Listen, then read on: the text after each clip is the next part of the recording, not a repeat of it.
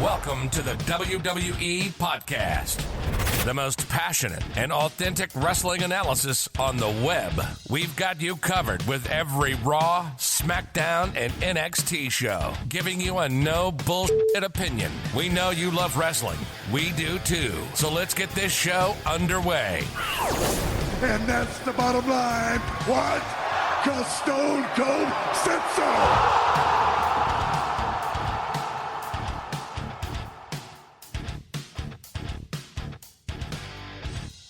Hey guys, what's going on? And welcome back to yet another edition of WWE Rivalries. It is Friday, December 4th, as we are just trekking along.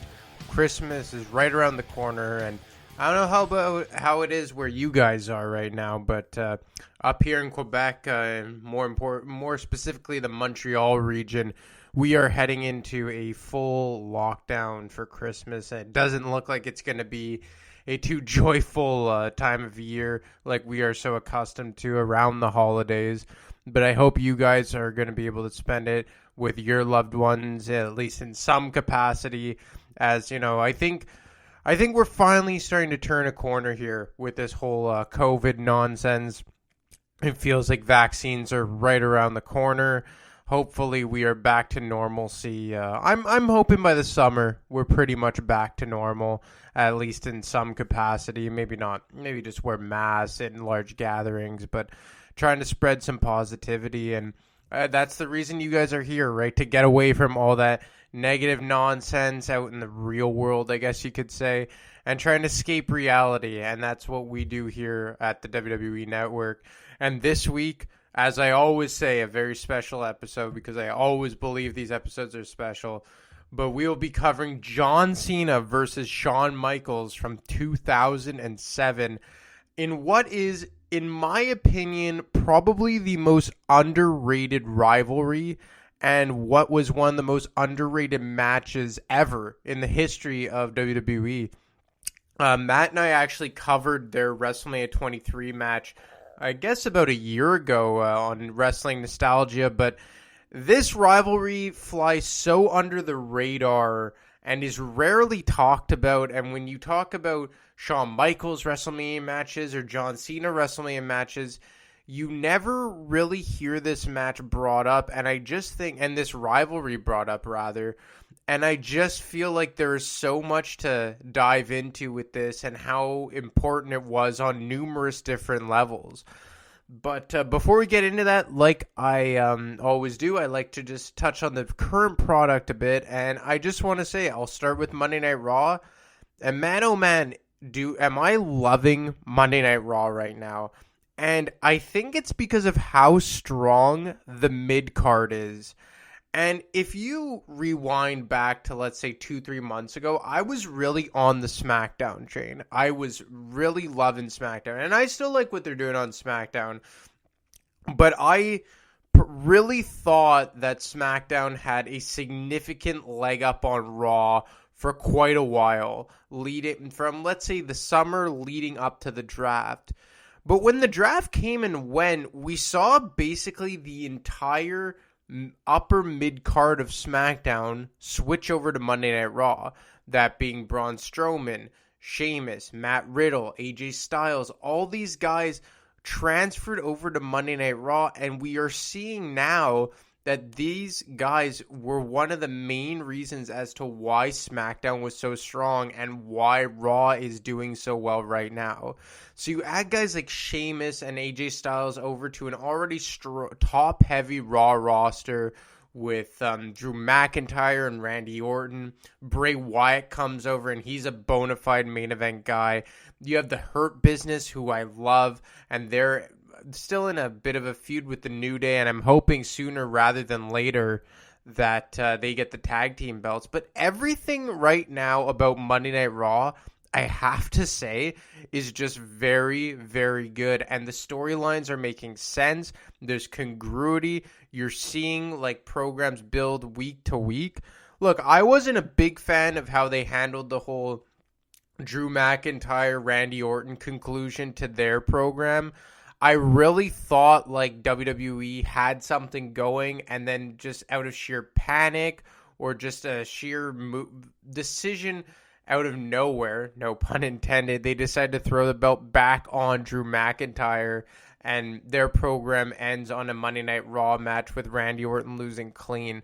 And look, I've said it so many times, I'll say it again, Drew McIntyre is the real deal, and he is the reason why Roman Reigns is a heel right now. Don't believe me? Look, guys, I think the proof is in the pudding. The only reason that that Roman Reigns is a heel right now is because Drew McIntyre has become everything that Vince McMahon and creative wanted Roman Reigns to become. He has the look, and he has gotten over, at least I believe. I guess it's hard to really judge whether or not he's gotten over with the fans. I can only speak to my subjective opinion. And I've said it so many times, the best babyface world champion that WWE has had since the full-time days of John Cena. And it's no coincidence that Roman Reigns came back as a heel, 4 months into Drew McIntyre's world championship run as a babyface on Monday Night Raw. And you see that WWE is fully behind Drew McIntyre right now. You know, I found it very telling by that, because obviously he was in the main event match on Monday Night Raw, tagging with Sheamus against Miz and Morrison. But I don't know if you guys realized, but later on in the night, they stopped advertising for the tag team match, but they just said Drew McIntyre live next, or Drew McIntyre live later on tonight. They're really centering Monday Night Raw around Drew McIntyre and how much star power he has. And I gotta say, give credit where credit is due. How they built Drew McIntyre since he came back to the company, went through NXT, came up as the lackey to Dolph Ziggler, tagged with Dolph Ziggler, won the tag team championships, had that small alliance alongside Braun Strowman to battle the Shield. Then he was alongside Baron Corbin and Bobby Lashley, and they had that series of matches with the Shield. The slow build to Drew McIntyre being what he is now has just been absolutely brilliant by creative and WWE. And now you see them reaping the rewards on Monday Night Raw, as they have a very top-heavy roster with legitimate main event guys in Drew, in Bray, in Randy Orton. I would make the argument that AJ Styles is a bona fide main event guy, and I'm really excited to this upcoming program and match at TLC between Styles and Drew McIntyre. And then they've sprinkled in these very strong upper mid-card guys. Like a guy like Sheamus, he is probably the perfect tweener on Monday Night Raw between the upper mid-card and main event.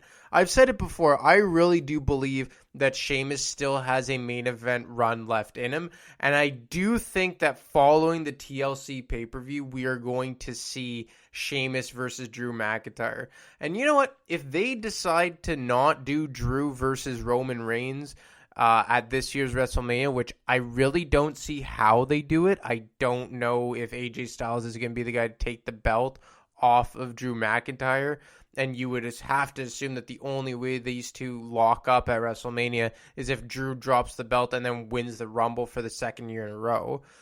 I think that they may be building Sheamus versus Drew McIntyre, and it could be for WrestleMania, because if it's not Drew versus Roman, who is Drew going to tangle with at WrestleMania?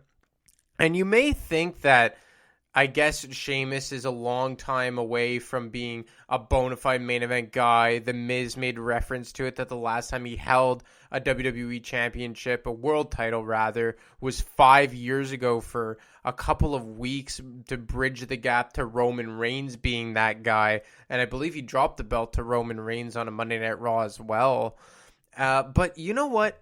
What they're doing with Sheamus right now, this slow build, he's kind of teetering more as a babyface right now, but I don't think we could fully commit to him as that. I really think that if they do this properly, Drew versus Sheamus could be a legitimate WrestleMania match. And maybe you guys scoff at that, I understand, but who else on Monday Night Raw? Who else on Monday Night Raw could go toe-to-toe with Drew McIntyre for the WWE Championship at WrestleMania. And like I said, this is assuming that they don't match him and Roman up against each other. The only other guy would be Bray Wyatt. And I suppose that they could go down that road because I don't know how long the Randy Orton Fiend angle is going to last. But beyond that, I guess there really is no dancing partner for Bray Wyatt. So maybe maybe Sheamus is just a short in-between program following AJ Styles and right before they get into the main event for WrestleMania. But look, I'm really looking forward to this Sheamus and Drew McIntyre program, which I think at this point it's inevitable that at some point in the near future, these two are going to have at least one match.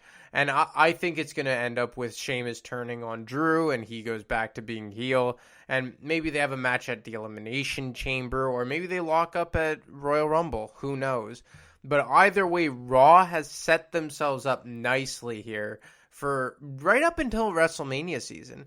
Because even the United States Championship, because now you see, I think that they're going to go ahead with Keith Lee and Bobby Lashley at some point. You saw those guys fight on Monday Night Raw 2 weeks ago, I believe.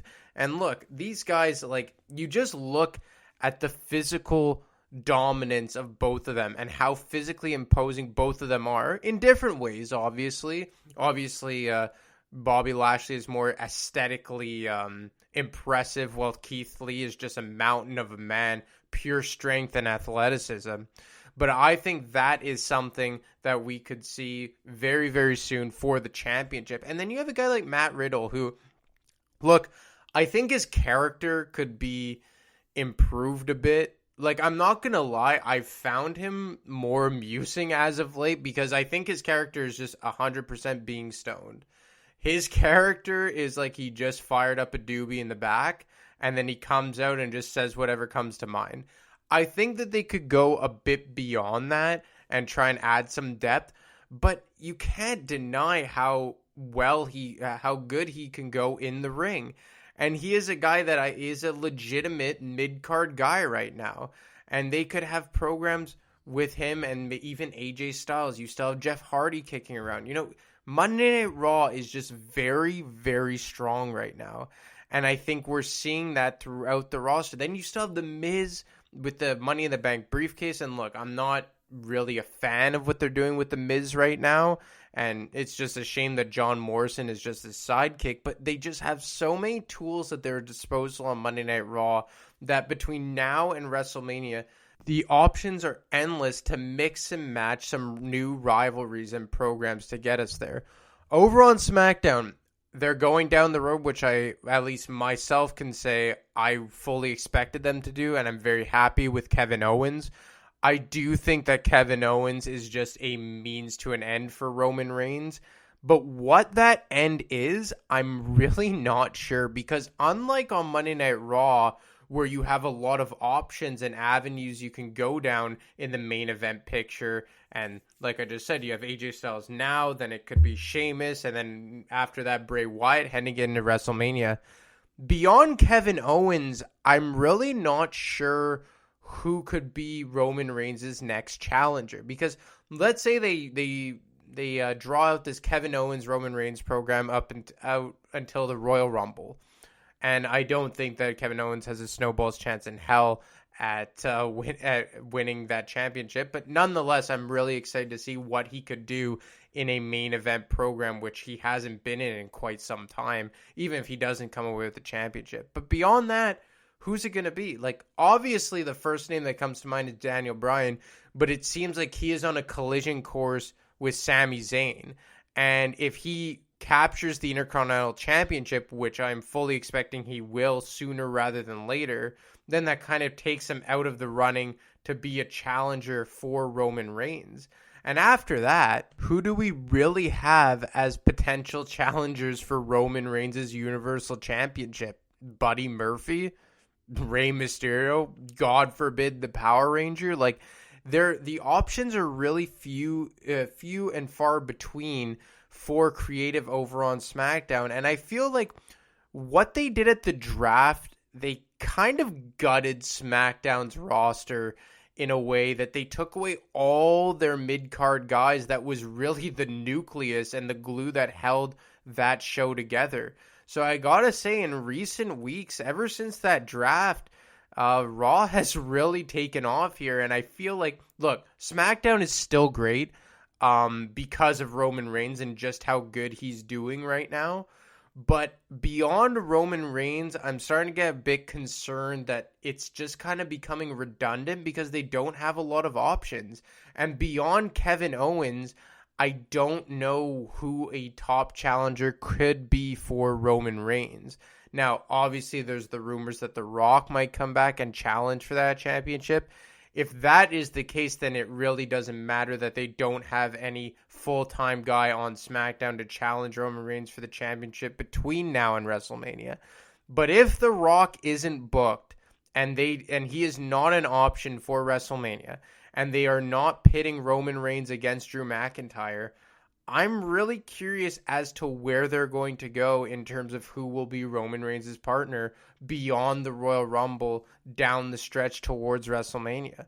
Because, look, like I said, I love Kevin Owens, and I'm super excited and super happy for this guy that he's back in the main event picture where I truly believe he belongs. But after that, where I don't see him even sniffing a chance at the Universal Championship, where are you going to go? And I'm very intrigued to see what they do in terms of that. And then it leads you to wonder who could possibly win the Royal Rumble entering this year. And look, last year I thought it was pretty obvious. I was saying Drew McIntyre wins the Rumble and turns babyface up like last year at this time. In early December, I started beating that drum that I wanted Drew McIntyre to win the Rumble, turn babyface, and face off against Brock Lesnar at WrestleMania. And I know you might be saying, oh yeah, I'm sure you said that. But look, go back, listen to the shows I was on with Matt last year on the WWE podcast. I said it numerous times.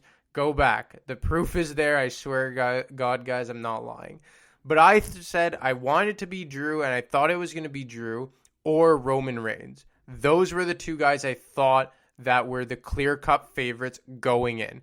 The year before that, it was clear and obvious that it was Seth Rollins. I remember I had a Royal Rumble party at my house, and all of us picked Seth Rollins to win that match, the Royal Rumble match. And look, it was predictable, but Seth Rollins was the guy in 2019. Last year, maybe not really predictable with Drew. I really wanted him to and thought that there was an outside chance that they could, but it was kind of a two-horse race between Drew and Roman Reigns, even though I think Roman Reigns was the clear favorite. This year, I think it is absolutely wide open, and I really have no idea who that could be. I mean, they could go Daniel Bryan. If he doesn't win the Intercontinental Championship, and that's the long-term goal here, I can see it, because for as a historic career as Daniel Bryan has had, he's never won a Royal Rumble. So Daniel Bryan winning the Royal Rumble to challenge Drew McIntyre for the Universal Championship, I could see that. If you look maybe over on Monday Night Raw, because beyond Daniel Bryan, I don't see anyone on SmackDown who could possibly win it. I would have maybe said Kevin Owens if he wasn't already engaging in a main event feud with Roman Reigns. But now that he's already there, I really can't see them booking him to win the Royal Rumble. Over on Monday Night Raw, I mean, I could see Keith Lee. I think it's maybe a bit too soon for him, but I could see WWE pulling the trigger in that respect with Keith Lee winning it, because he could go up against Drew McIntyre at WrestleMania. You could make Bray Wyatt win it. I mean, that would be interesting. I don't know the last time Bray Wyatt's been in a Rumble match, period, and it would be kind of intriguing to see The Fiend win that match. So I think this far out, the only real two options are Daniel Bryan or The Fiend. Those are the only two guys I could really see winning the Royal Rumble at this point. And obviously that's a way too early prediction, almost 2 months out from the Royal Rumble, and a lot can change between now and then, especially with a pay-per-view along the way. But I think at this juncture, if I was a betting man, I would probably say The Fiend Bray Wyatt, because like I said, I don't really know what they're going to do with Daniel Bryan, and a lot is hinging on whether or not The Rock is going to come back to face Roman Reigns. And Matt said it on his show with the Botch guy reviewing the Survivor Series pay-per-view, that this program, the Tribal Chief program and that storyline with Roman Reigns, it is screaming for The Rock to come back. And yeah, I guess they could bring The Rock back, let's say a year from now when fans are back in the building, we're back to full-on normalcy and what have you. But by that time, is Roman Reigns still going to have this heat? Is the storyline still going to feel as fresh? Like, doing a full calendar year, Roman Reigns being Universal Champion, because I don't think that they'd take the belt off him even once if they do want to pit him against The Rock. So if they're going to do this program between Roman Reigns and The Rock, I feel like it has to be this year. And if it's not with fans, then so be it, because for the sake of the storyline, I don't know if they could string this out another full calendar year up until WrestleMania in 2022. So that's why I think at this point I can't really see Daniel Bryan going down that main event road. I think he'll just stay in the Intercontinental Championship picture and carry that mid-card, because we all know that the mid-card on SmackDown needs it right now. So enough about the current product, and let's get into WWE Rivalries. And this week it is Shawn Michaels versus John Cena. And this rivalry was important in a lot of different ways. And I think the most important thing for me, and the reason why I remember it the most, is because it closed the book on the Ruthless Aggression era. WrestleMania 23, which is the match, the WrestleMania of which John Cena and HBK headlined, that was the last WrestleMania of which you could say WWE was in the Ruthless Aggression era. And to be honest, you could make the case that they had already exited it, but they were still in PG-14 mode. I believe they only went full-on PG in 2008, I want to say, and this was in 2007. And this was the last WrestleMania that I watched live and followed each and every storyline through and through heading into it until 2012, I want to say. I've said this numerous times on this show that I completely detached from wrestling from mid-2007 until mid-2011. So I missed a solid 4 years there. But I will always remember this WrestleMania, and more so this program, because it was kind of like the last of my childhood. 2007, I was 13 years old. And like I said, I was a big Ruthless Aggression guy, really grew up in it. I caught the tail end of the Attitude Era, but I was a Ruthless Aggression guy. And this was the last rivalry, big rivalry that I remember, HBK and John Cena. And just to give you a backstory of where these two guys were when they locked up, was HBK was just coming off of the rebirth of D-Generation X. I covered a show on how in early 2006 he had a feud with Vince McMahon, and it eventually turned into the McMahons versus D-Generation X that spilled all the way to September 2006. Following their feud with the McMahons, DX engaged in a feud with Rated RKO, Edge, and Randy Orton. And they went back and forth for a few months, all the way until the new year in January. But in January, Triple H had a real-life injury, and I believe he hurt his knee yet again, which really kind of unevened the odds between between Rated RKO and D-Generation X. So you had Shawn Michaels in full D-Generation X mode, and then all of a sudden Triple H goes on the shelf, and he was out for, I want to say, almost a year. Like I said, I kind of detached from wrestling when he got injured. And I believe he only came back at SummerSlam that year to fight Booker T, because there was the whole King of Kings versus King Booker match. So this put Triple H on the shelf for quite a while here. And Meanwhile, on Monday Night Raw, you had John Cena really taking over as the top guy, the face of the company. Because by early 2007, he was already a 3-time WWE champion. He had had a WrestleMania victory over Triple H. He had had the feud over the championship with Edge all through the summer of 2006 that culminated at the Unforgiven pay-per-view in September of 2006. And John Cena was really hitting his stride as being the bona fide face of the company. And this was right around the time when the crowd really started to revolt against him. But as we entered 2006, we saw that there was a lack of true competition for John Cena in the storyline, that they were running out of guys to pit him against. Because following his program with Edge, he had kind of a cross-brand pay-per-view with the Big Show, and they had Team Cena versus Team Big Show at the Survivor Series.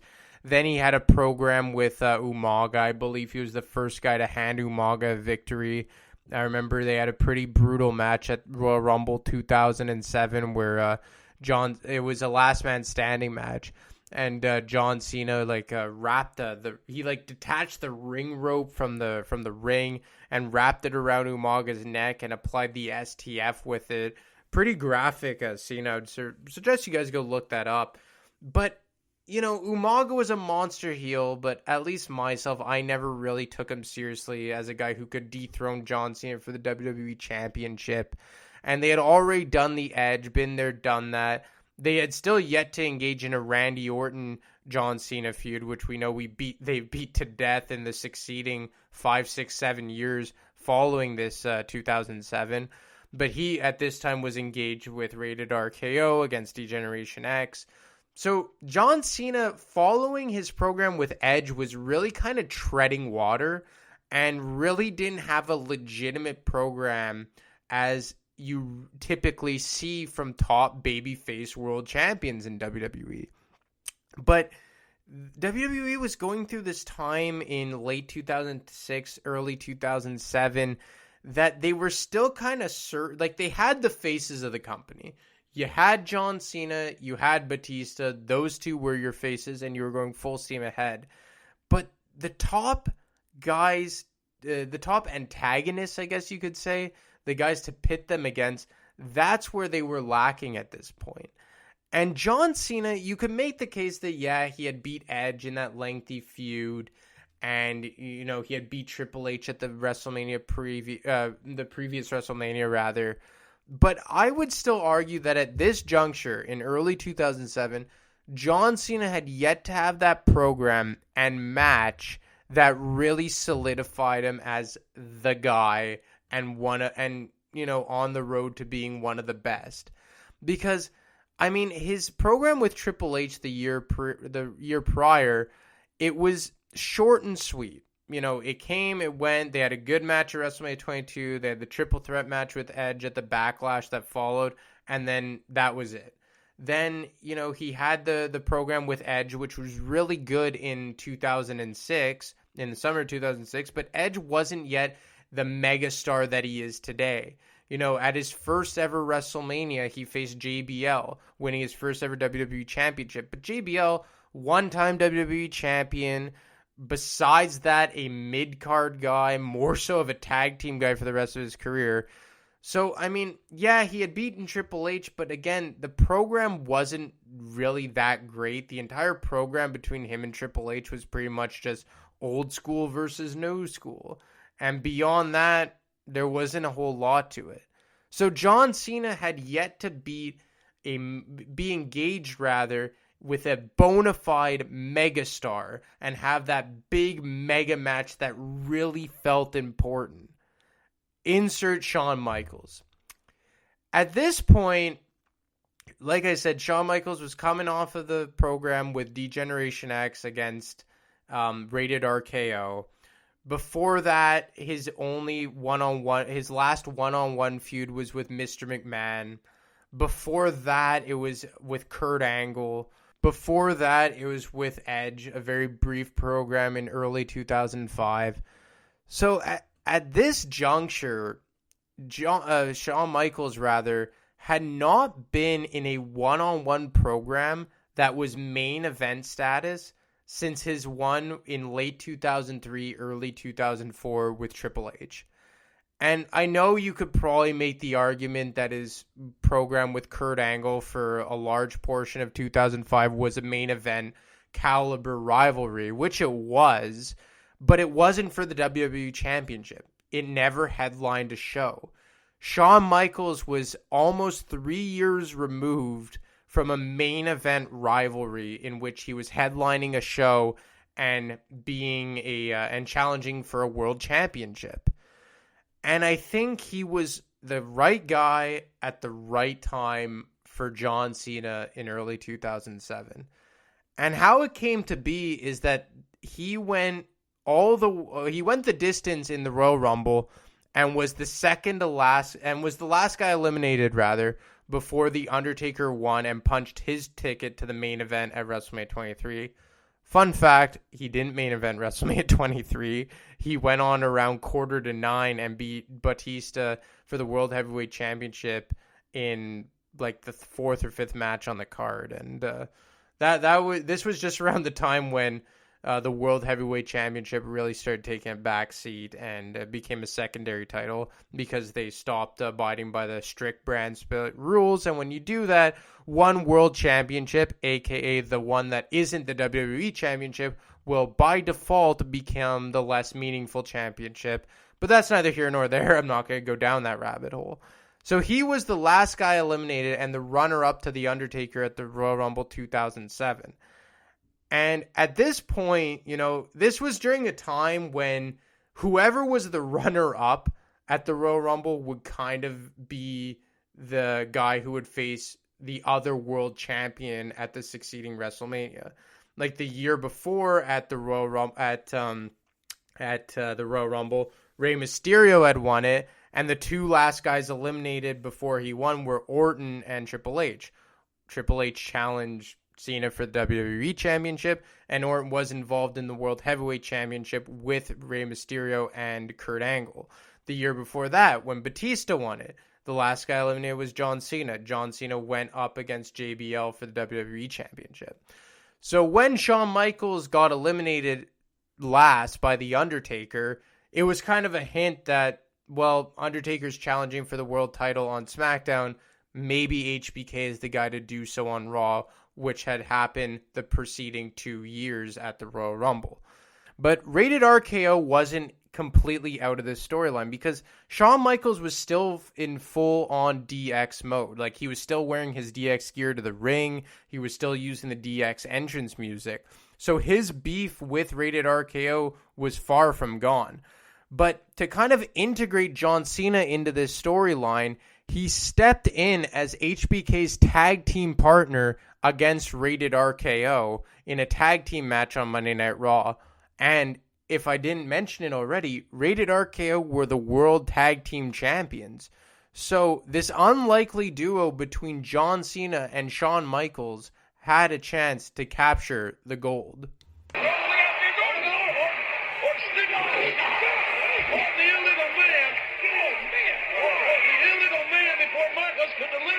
Sweet chin music. And the fat lady didn't sing, and the tag has been made. And that just seems like as unfair as hell because Michaels had all the momentum in the world. Well, that was as impressive a drop kick as I've ever seen delivered. And now Randy Orton is waiting for Shawn Michaels to get up and take an RKO. What a momentum stopper. And Orton is waiting. Yes, indeed, Michaels turned around. There it is. Michaels blocked the RKO somehow. Michaels with a 6'6" that only a few men in this business have ever had. Here we go. There's a tag. Cena back in. F you. That'll do it. That'll do it. They did it. They've done it. Michaels and Cena have done it. I can't believe it. Here are your winners and the new World Tag Team Champions, the Heartbreak Kid, Shawn Michaels, and John Cena.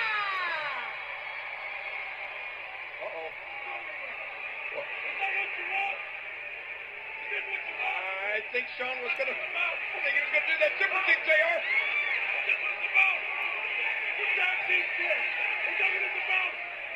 Oh, it's the ball this.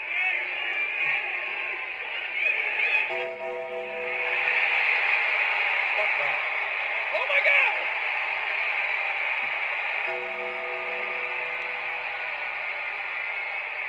King is, do you think it is?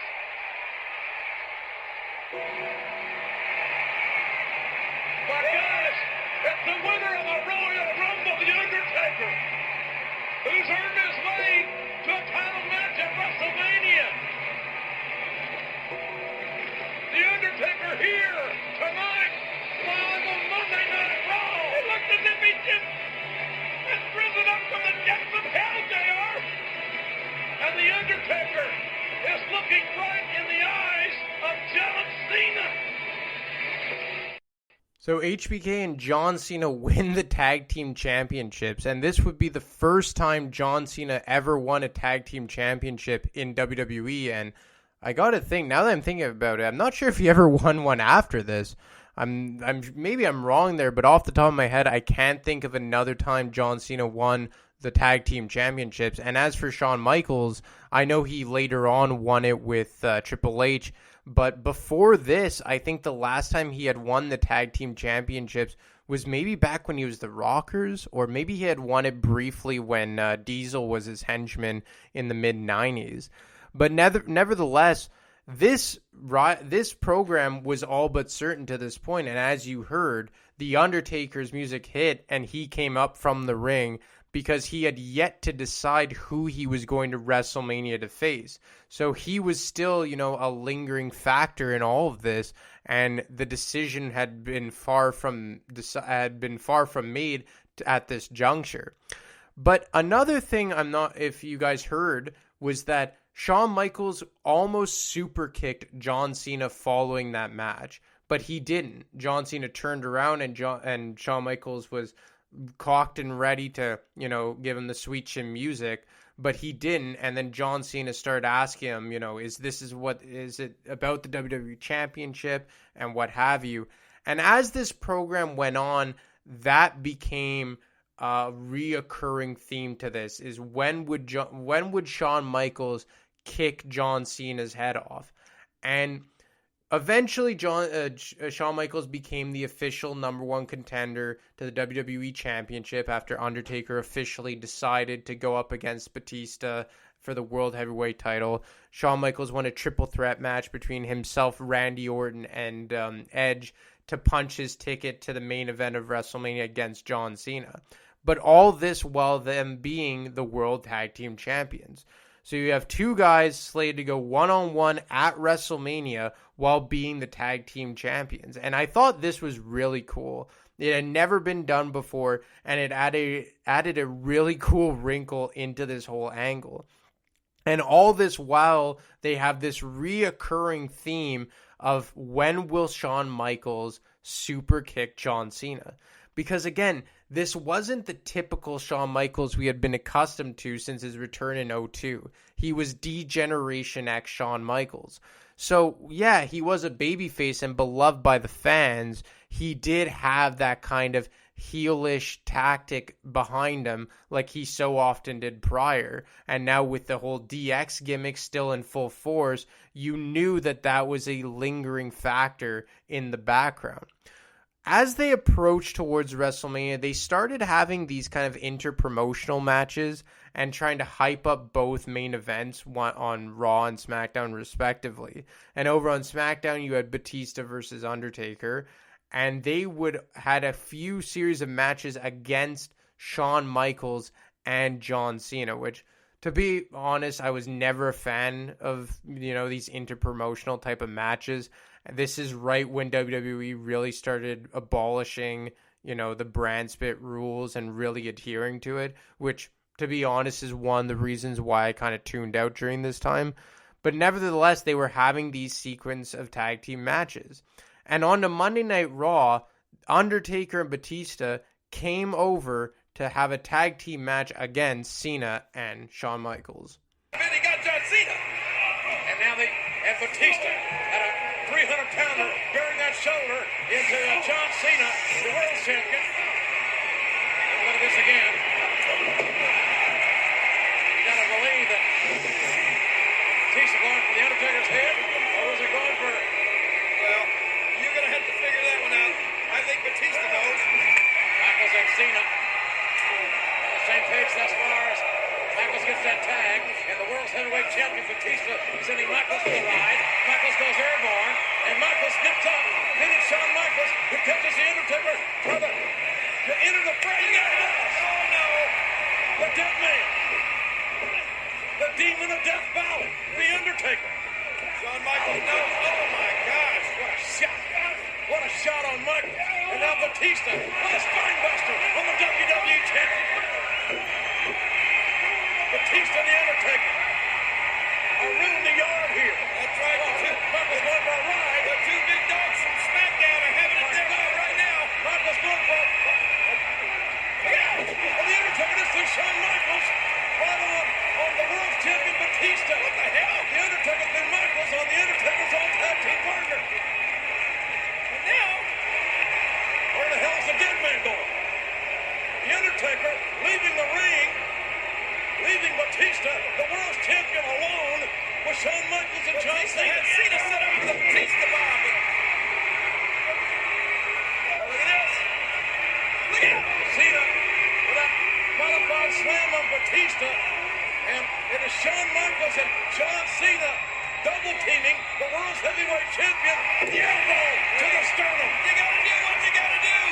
It's 2-on-1, not because of John Cena and Shawn Michaels, but because the Undertaker took a walk. The Undertaker leaving his partner Batista. It's got to be the bad blood between Batista and Undertaker is so prevalent. We've seen the Friday Night SmackDown week after week. A double, you can't see me. Double. Knuckle shuffle from John Cena. Oh my God! Michaels will sweep chin music on John Cena out of nowhere. Where did that come from? What the hell? My God, Michaels out of nowhere just kicked Cena's head off. Michaels kicked his own partner's head off.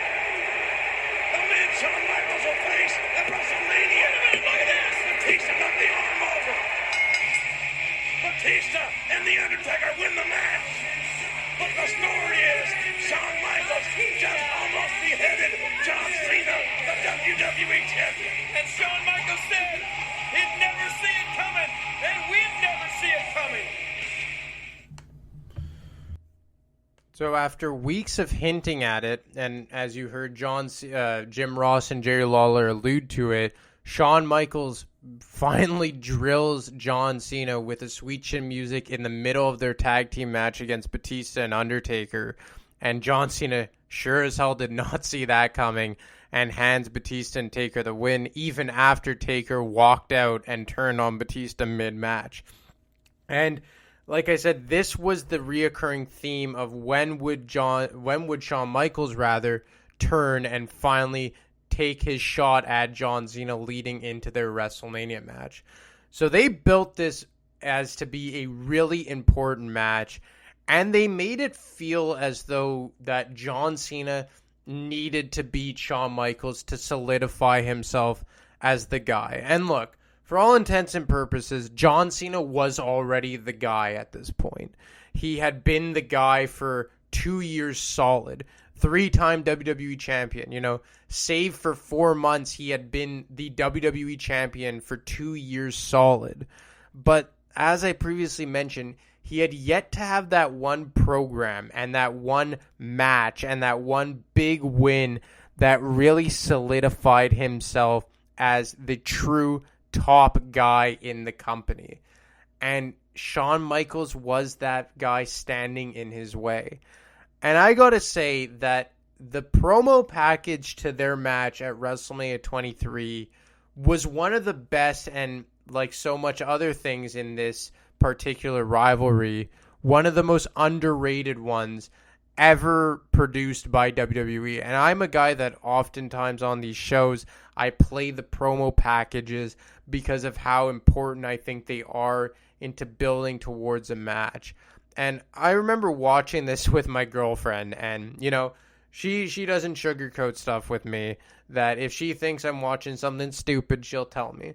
But once I was watching this match with her, and after she saw the promo package, she told me they made me feel like this was something important. And WWE used to do this so well with their promo packages. And, you know, obviously the famous one is My Way to the song My Way by Limp Bizkit, you know, singing along to the Rock vs. Austin promo package. Even the Crack Addict one by Limp Bizkit at WrestleMania 19 between Rock and Austin. Batista and Triple H had some good promo packages. But I would argue that this one is even better than the Rock Austin one at WrestleMania 17.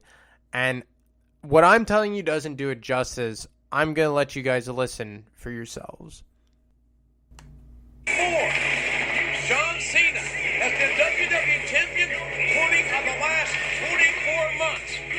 Shawn Michaels looking to regain the WWE title he has not held in 9 years. And Michaels got back in the game by qualifying for this match in a triple threat rules contest.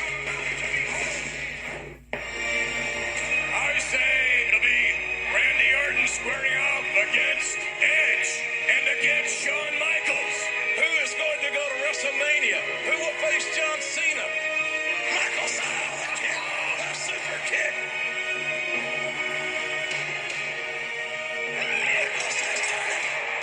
WrestleMania 23. John Cena versus the Showstopper. This is what our business is all about.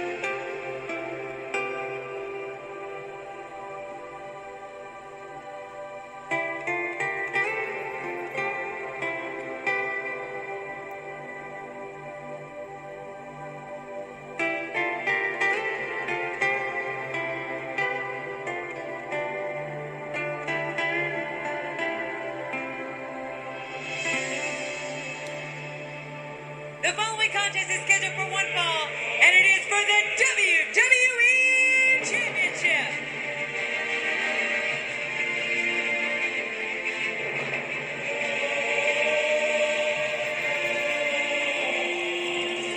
No matter what the odds, the Heartbreak Kid Shawn Michaels, the Showstopper, is back. Nobody has ever outperformed Shawn Michaels in a big match situation. My name is John Cena, the WWE Champion, and I am right here. Tension is in the air. HBK, you have had opportunity after opportunity to kick Cena's head right off his shoulders, and you didn't do it. Nobody tells the Heartbreak Kid when to deliver sweet chin music. I do it and I do it when you least expect it. My God, Michaels just hit Cena's now. John Cena, hold on tight, because the Heartbreak Kid is going to take you to the top of the mountain. One man will have his hand high. Ladies and gentlemen, get ready. One man will proudly say, Mr. WrestleMania, the champ has arrived, is here. It don't get no bigger than this. You want to talk about goosebumps? You guys should look at my arms right now. It's that promo package, I have to say, maybe not as good as My Way between Rock and Austin, but they really built this match up to feel important, and man oh man it was absolute fantastic main event, 5 stars across the board. Like we all know Shawn Michaels always does at WrestleManias. JR said it in the promo package that no one ever outperforms him in a big match situation. And you gotta give credit to John Cena too. I know people often crap all over his moveset and the 5 moves of doom and whatnot, but John Cena always came to play when all the chips were on the table. And I got to say, in these main event matches that he had, that he never really disappointed. Maybe his main event one with The Rock at WrestleMania 29, their second installment, but I think that was more The Rock getting injured in that match. But in all of his main event contests at WrestleMania, I never saw a match that John Cena disappointed. And we all know Shawn Michaels is the best in-ring competitor in the history of the business. And they went toe-to-toe. John Cena wins by submission and retains the WWE Championship. And, you know, they had another match at a Raw the later that month. They had like a 60-minute match on a Monday Night Raw. And bear in mind, I believe that Raw was still 2 hours at this time. I could be wrong, but nevertheless, 60 minutes match on a Monday Night Raw. That was incredible. And Shawn Michaels actually got the win in that match. Non-title match, of course. But he got the win in that championship match. But in that non-title match, rather. Sorry, guys. I'm tired today. But to go back on their WrestleMania match and their program as a whole, I think that this rivalry gets glossed over so much, and this match gets like glossed over so much and not talked about, and I don't understand why, because this made John Cena, when he beat HBK at this WrestleMania, it cemented him as not only the best in the business at the time, but it made the fans know, like, okay, this is the guy for the foreseeable future. Because you don't beat HBK at WrestleMania unless you're a significant player. Because let's look at the guys who beat Shawn Michaels at WrestleManias. The Undertaker, and I'm talking about one-on-one matches here. The Undertaker, Kurt Angle, Stone Cold Steve Austin.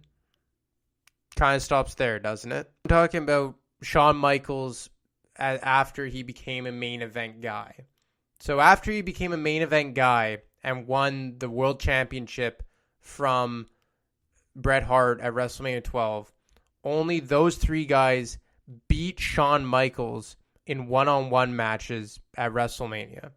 Kurt Angle, Stone Cold Steve Austin, and Undertaker. And John Cena is in that mix as well. And that's pretty elite company if you ask me. You have Taker and Steve Austin, who are probably the 2 best of all time, and Kurt Angle, who is top 10 minimum. And you throw John Cena into that mix as only one of 4 to beat HBK in one-on-one contests at WrestleMania, and it made John Cena and cemented his legacy as, right now, I think you have to put John Cena on the Mount Rushmore.